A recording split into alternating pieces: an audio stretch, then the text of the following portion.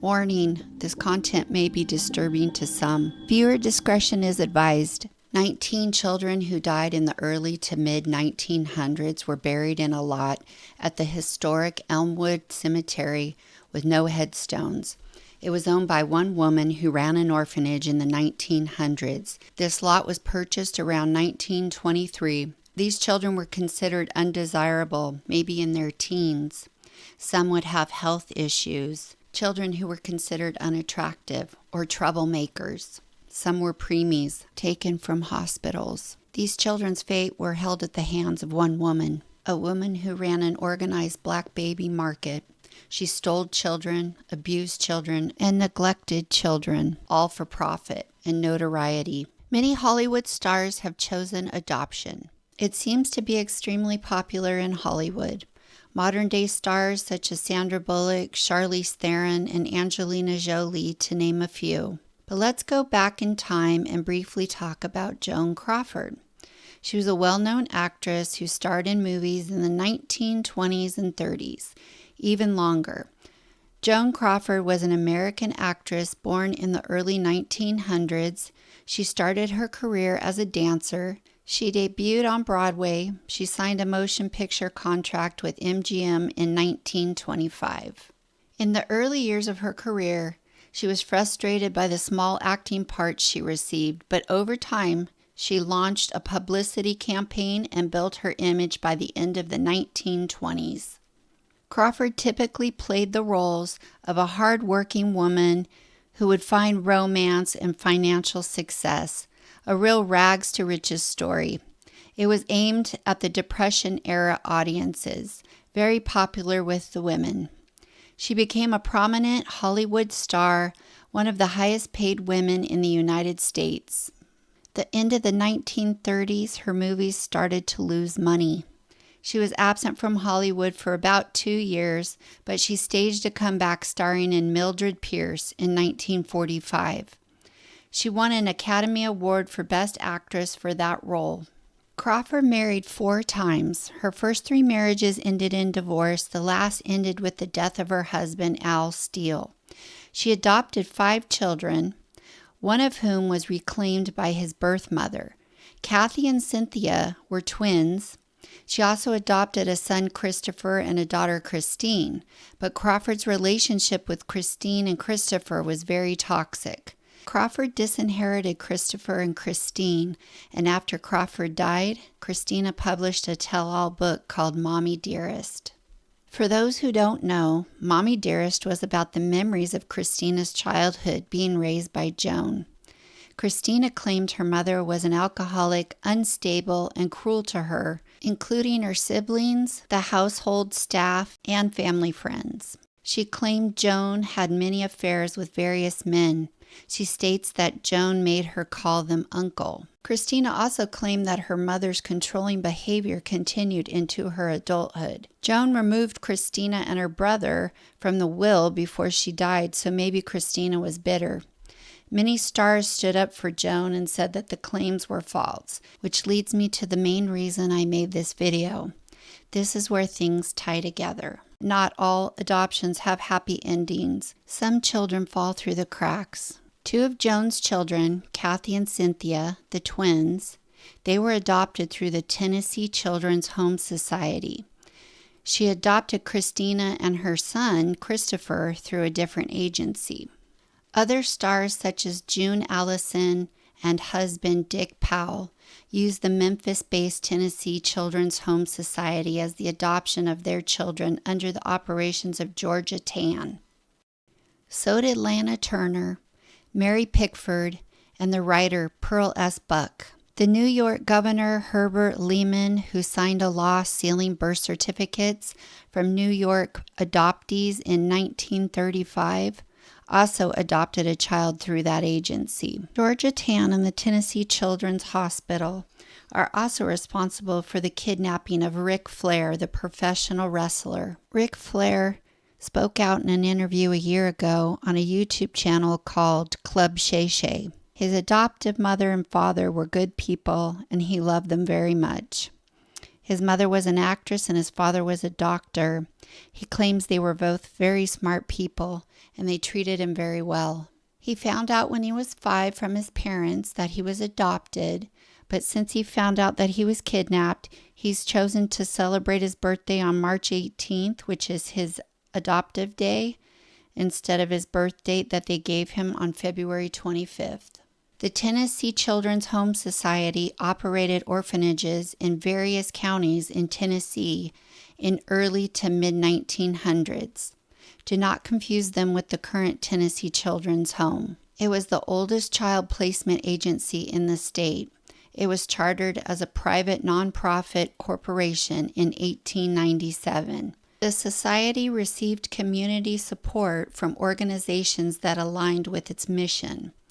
It states, the support, maintenance, care, and welfare of white children under 7 years of age admitted into custody. The state of Tennessee appropriated funds, but there were guidelines. By law, children who were admitted were required to have a certificate of health, were wards of the home until 18, and would not be removed from the orphanage unless it was in the best interest of the child to be placed elsewhere.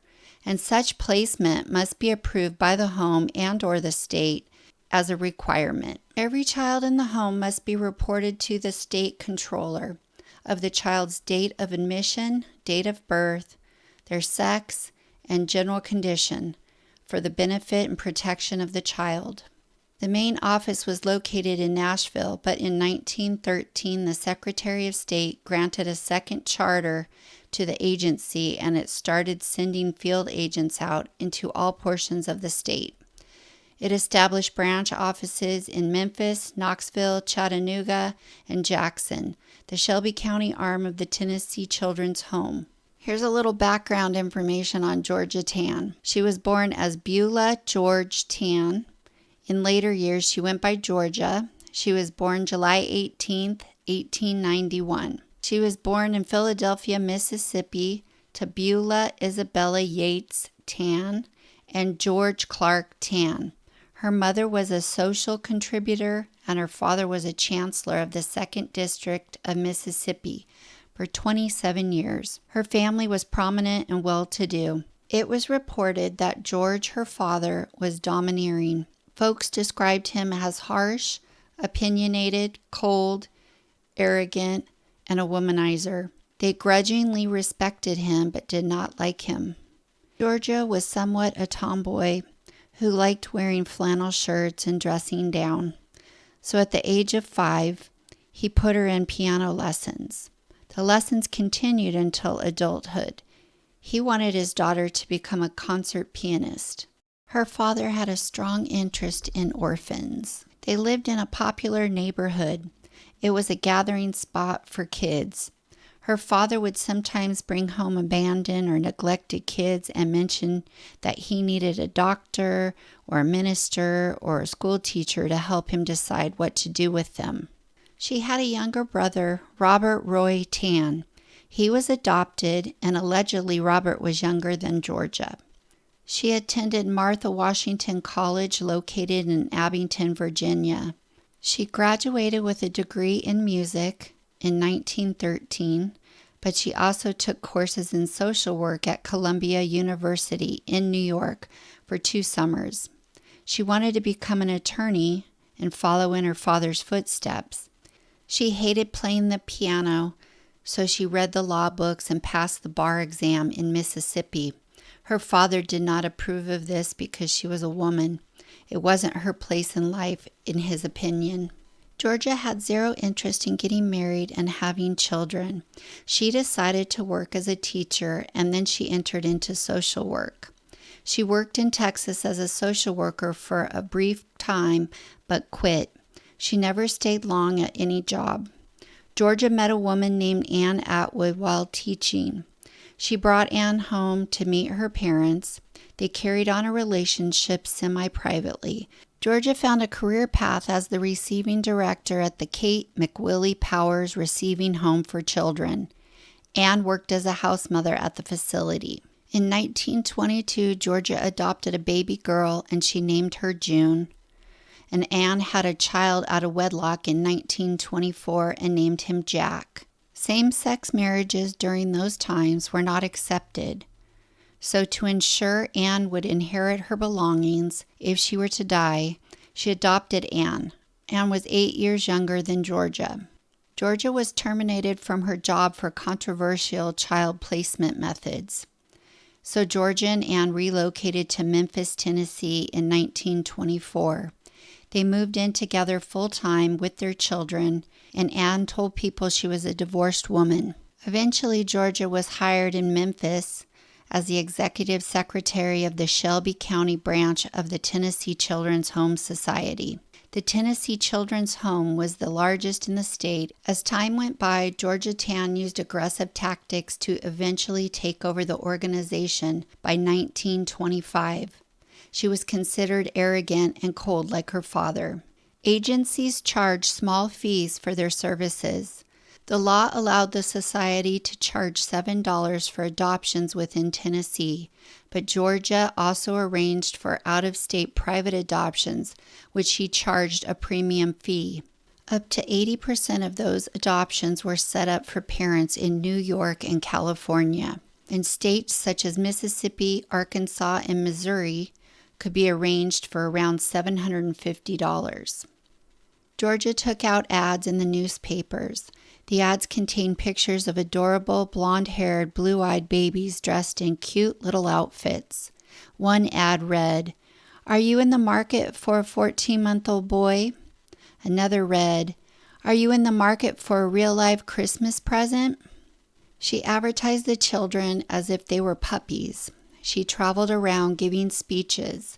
She worked with politicians and met with Eleanor Roosevelt, and was invited personally to President Truman's inauguration. She was considered the leading expert on adoption and adoption laws. By 1935, she had a waiting list in North and South America. She had to find ways to bring in more children. She rubbed elbows with prominent politicians and legislators, and with the help of E.H. Crump, the former mayor, who operated like a mob boss, she was able to build her baby market scheme. E.H. Crump was a corrupt politician who accepted bribes, turned a blind eye on illegal activities. He extorted money from brothels, saloons, and gambling clubs in the early 1900s. In exchange for protection from persecution and police harassment, he collected large sums. They worked together to enlist the help of city workers and individuals in the community. She hired spotters. Police officers, doctors, nurses, they all worked with Georgia. She looked for single mothers, poverty-stricken families with children, or children on the streets walking around. Because Crump was assisting Georgia, she had an in with Judge Camille Kelly. She was a juvenile court judge who worked with welfare employees. The welfare agents would inform Kelly and Georgia of babies being born into poverty or potential children who could be removed from their homes. Kelly helped procure 1,000 of the 5,000 children that Georgia marketed by running a scam through her courts. The children were taken from porches, playgrounds, and streets and told their parents had died or that their parents could no longer take care of them. Birth dates were changed, and adoptive parents were told their children were given up freely by the biological parent. The heritage of the children were falsified at times. She never separated sick children at the home from healthy ones. She placed 5 to 6 babies in a crib together, so healthy infants were exposed to sick ones. Children were beaten with switches, fed nothing but bread and water for lengthy periods of time, locked in closets with their hands tied. Heads were held underwater, and much worse. Abuse was rampant. Georgia and some of her employees abused the children in the home. Both male and females were abused. She was an abuser, but she also sold children to abusers. Allegedly, she never ran complete background checks on the prospective parents. Some of the children were interviewed when they became adults, and many had abuse stories from living in the Tennessee home, as well as abuse from adoptive parents. In the 1940s, Alma Walton and Regina Warner worked for Georgia and made a trip every 3 weeks with 4 to 6 babies. Walton traveled to California and Warner to New York. They would rent a hotel room and meet with prospective parents. Most were wealthy people. Each would write a check for $700 to $750 to Georgia Tann. Additionally, Georgia might charge prospective parents for background checks. She pursued air travel costs at inflated rates and adoption paperwork at 5 times the actual cost. The state of Tennessee itself was contributing $61,000 a year to the agency, with 31% of the money going towards the Memphis branch. Georgia would take preemie babies who were a few hours old from the hospitals. She told the mothers their child had died, and in many cases the infants would die in Georgia's care. Profits were kept in a secret bank account under a false corporation name. It is alleged that she pocketed 80 to 90% of the fees from these adoptions for her personal use. She also failed to report the income to the Society Board or the IRS. Georgia used a variety of methods to procure children. She used pressure tactics and threats of legal action. She would also dupe or coerce both parents, but mostly poor single mothers, to turn their children over to her custody, often under false pretenses.